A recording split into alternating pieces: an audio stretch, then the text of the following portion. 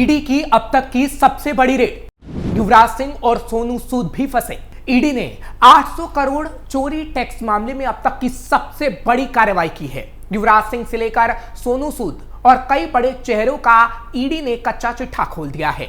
और तो और दिल्ली से लेकर रांची और रांची से लेकर चंडीगढ़ में भी बड़ी छापेमार कार्रवाई की गई है, जिसमें कांग्रेस के नेता भी नपते नजर आए हैं। नमस्कार, कैपिटल टीवी का खास शो कच्चा चिट्ठा देख रहे हैं आप। मैं हूं आपके साथ हर्ष भारद्वाज। उत्तर भारत में अब तक के सबसे बड़े ऑनलाइन सट्टेबाजी यानी ऑनलाइन बेटिंग रैकेट में 800 करोड़ से ज्यादा की टैक्स चोरी का मामला सामने आया है। इस मामले में प्रवर्तन निदेशालय यानी ईडी ने चंडीगढ़ से नेटवर्क को संचालित कर रहे एक आरोपी रिंकू को हिरासत में लिया है। दिल्ली ईडी ने रिंकू के खिलाफ मनी लॉन्ड्रिंग के तहत जांच शुरू कर दी है। इस हाई प्रोफाइल मामले की शुरुआत आयकर चंडीगढ़ की जांच से हुई थी, जिसने ऑनलाइन बैटिंग के एक बड़े नेटवर्क का पता लगाया। यह नेटवर्क दुबई और जॉर्जिया से संचालित हो रहा था। जांच के बाद मामले की गंभीरता को देखते हुए ईडी ने इसकी कमान संभाल ली है। ईडी जांच कर रही है कि 800 करोड़ की टैक्स चोरी किस तरह से मनी लॉन्ड्रिंग के जरिए की गई। रिंकू के अलावा शहर के कुछ नामी बुकी भी ईडी के रडार पर है। इसमें सेक्टर 45 के गुलशन और संजय का नाम भी सामने आया है।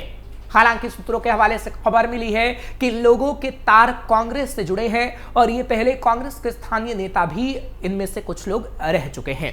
हालांकि इस खबर की अभी पुष्टि नहीं हुई है और अभी इसकी हम भी पुष्टि नहीं करते, लेकिन हाँ, आगे आने वाले समय में इसकी पुष्टि जरूर हो सकती है। दरअसल जांच में चंडीगढ़, पंजाब और हरियाणा के कुछ पुलिस अधिकारियों के नाम भी सामने आ रहे हैं जो इस ब्रैकेट से जुड़ सकते हैं। इस खुलासे के बाद गृह मंत्रालय ने चंडीगढ़ पुलिस के डीजीपी को पत्र लिखकर इन आरोपी अधिकारियों के खिलाफ जांच करने का निर्देश दिया है। आयकर विभाग भी इस मामले में कार्रवाई कर रही है। विभाग चंडीगढ़ के सेक्टर 33 स्थित कोठी नंबर 319 और सेक्टर 44 स्थित कोठी नंबर 1014 को अटैच करने की प्रक्रिया को शुरू किया जा चुका है। ये संपत्तियां ऑनलाइन सट्टेबाजी से अर्जित की गई थी। इस बीच दुबई और जॉर्जिया में बैठे रैकेट के असली सरगना नए सॉफ्टवेयर और ऐप के जरिए अपना नेटवर्क फिर से शुरू करने की कोशिश कर रहे हैं, लेकिन जांच एजेंसियां उन पर कड़ी नजर बनाए हुए हैं। इस मामले में आगे और भी बड़े खुलासे होने की उम्मीद है। सट्टेबाजी मामले में युवराज सिंह से भी पूछताछ। वहीं दूसरी तरफ पूर्व भारतीय क्रिकेटर युवराज सिंह अवैध सट्टा ऐप मामले में प्रवर्तन निदेशालय के सामने पेश हुए हैं। यह मामला 1xBet नामक ऑनलाइन प्लेटफॉर्म से जुड़ा है, जो अवैध सट्टेबाजी गतिविधियों में शामिल बताया जा रहा है।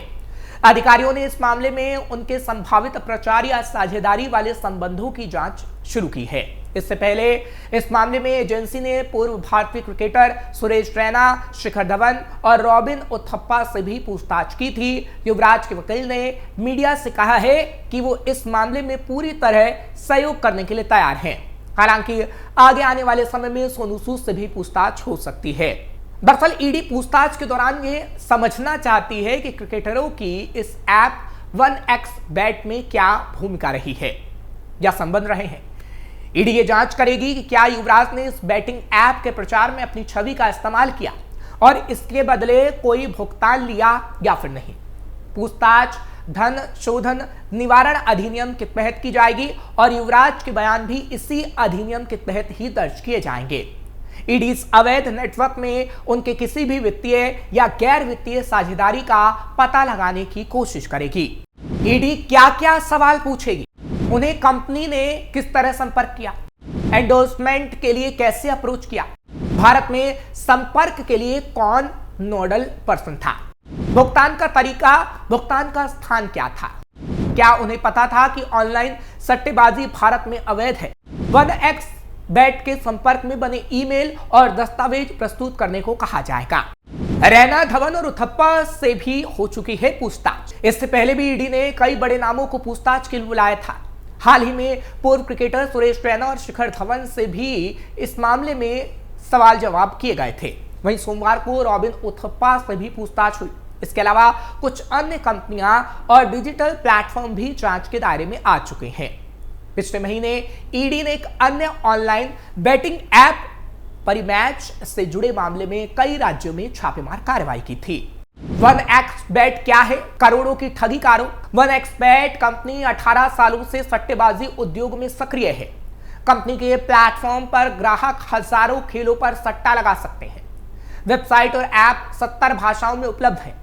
ईडी इस समय कई ऐसे मामलों की जांच कर रही है जो अवैध बैटिंग ऐप्स से जुड़े हैं। एजेंसी का मानना है कि इस तरह के बैटिंग ऐप्स न केवल अवैध हैं, बल्कि इनके जरिए बड़े पैमाने पर धन शोधन की गतिविधियां भी होती हैं। इन ऐप्स पर आरोप है कि इन्होंने लाखों लोगों और निवेशकों को करोड़ों रुपए का चूना लगाया है या फिर भारी मात्रा में टैक्स की चोरी की है। इस मामले में ईडी ने कार्रवाई को तेज कर दिया है, खासकर उन विज्ञापनों पर जिसमें फिल्मी सितारे और क्रिकेटर शामिल हैं। इसी कड़ी में अब क्रिकेटरों और फिल्मी हस्तियों की भूमिका को लेकर भी जांच आगे बढ़ाई जा रही है। पैसे का इस्तेमाल और कानून। एजेंसी ये भी जांच कर रही है कि इन हस्तियों द्वारा प्राप्त पैसा कहां और कैसे इस्तेमाल किया गया। अगर ये पैसा अपराध से अर्जित हुआ पाया जाता है तो उसे PML के तहत अपराध माना जा सकता है। हाल ही में सरकार ने भारत में रियल मनी ऑनलाइन गेमिंग पर प्रतिबंध लगाया। ईडी ने जम्मू कश्मीर में वरिष्ठ अधिकारियों की बैठक में इस क्षेत्र से जुड़े वित्तीय अपराधों की जांच के लिए एक खास रणनीतियां बनाने का निर्णय लिया। सट्टेबाजी ऐप्स का कारोबार $100 अरब से ज्यादा। सरकारी और मार्केट विश्लेषकों के मुताबिक भारत में ऑनलाइन सट्टेबाजी ऐप्स के करीब 22 करोड़ उपयोगकर्ता थे, जिनमें से लगभग 11 करोड़ नियमित उपयोगकर्ता थे। ऑनलाइन सट्टेबाजी ऐप्स का भारतीय बाजार $100 अरब से ज्यादा का है और यह 30% की दर से बढ़ रहा है। सरकार ने 2022 से जून 2025 तक 1524 आदेश जारी कर ऑनलाइन सट्टेबाजी और जुआ प्लेटफॉर्म को ब्लॉक किया। रांची में भी ईडी की छापेमारी। अब बात रांची की भी कर लेते हैं, क्योंकि रांची में भी ईडी ने बड़ी कार्रवाई की है। दरअसल राजधानी रांची में मंगलवार को प्रवर्तन निदेशालय यानी ईडी ने एक साथ कई जगहों पर छापेमार कार्रवाई की। ये कार्रवाई जमीन से जुड़े लेन देन और मनी लॉन्ड्रिंग मामले की जांच के तहत की गई है। सुबह से ही ईडी की टीम ने कई ठिकानों पर रेड शुरू कर दी थी, जिससे शहर में हड़कंप मच गया। जानकारी के मुताबिक ये कार्रवाई पिछले साल 10 जुलाई को कांके प्रखंड के अंचल क्षेत्र में विवादित जमीन के सत्यापन से जुड़ी जांच का हिस्सा है। उस समय ईडी ने चामा मौजा में स्थित CMT और सरकारी जमीन का सत्यापन किया था।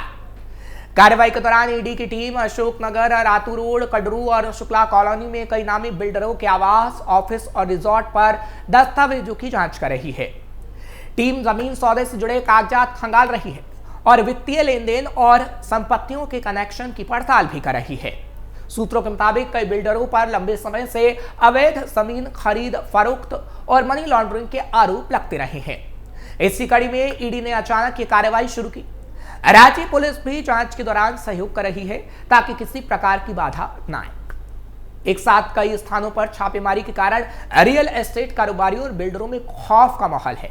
हालांकि अभी तक ईडी की ओर से कोई आधिकारिक बयान जारी नहीं किया गया है और यह स्पष्ट नहीं है कि कार्रवाई में कितनों पर शिकंजा कसने की तैयारी है और क्या कोई नेता भी इसमें शामिल है। सूत्रों का कहना है कि ईडी को कुछ बड़े जमीन सौदों और भारी रकम के लेन देन में गड़बड़ी की जानकारी मिली थी।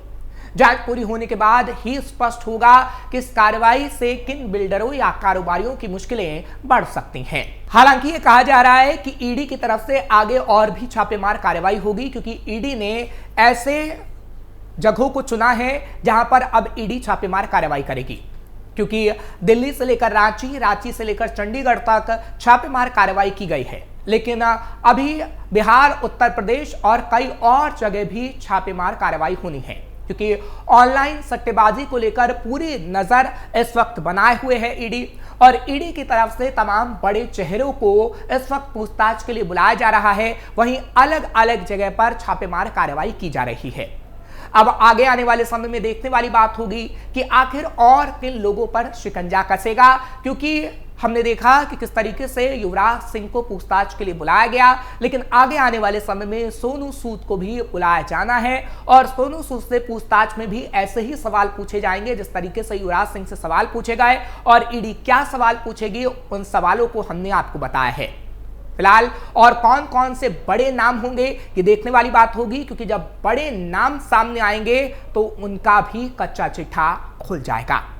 आपको ये खबर कैसी लगी कमेंट सेक्शन में जरूर बताएं। खबर को लाइक शेयर करें, कैपिटल टीवी को सब्सक्राइब करना मत भूलिएगा।